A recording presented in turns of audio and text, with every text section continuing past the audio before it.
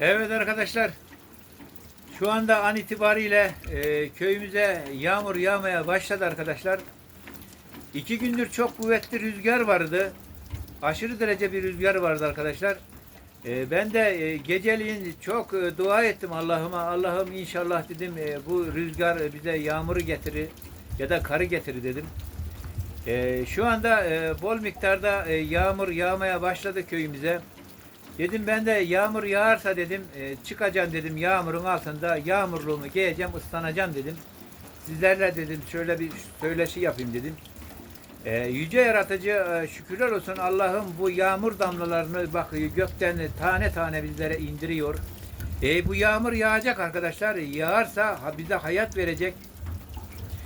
Büyük şehirlerimizde susuzluk sıkıntısı var biliyorsunuz arkadaşlar. Barajlarda sular onların az kaldı. Yani bir şehirde su sıkıntısı olduğu zaman bir felakettir. Yani bu köylerde böyle bir sıkıntı olmayabilir.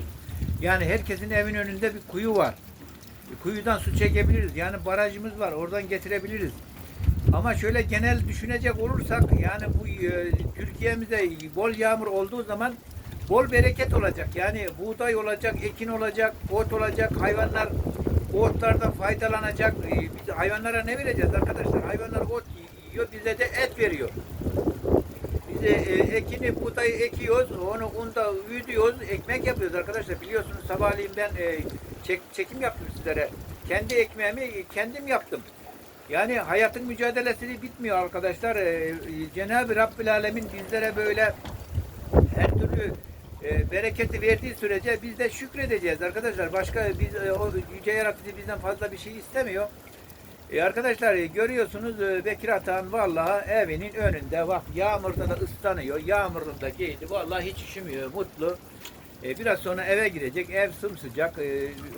Ispanak topladım bugün. Ispanak yapacağım arkadaşlar. Arkadaşlar çekimimi burada sonlandırıyorum. Kameramı şöyle kapatayım arkadaşlar.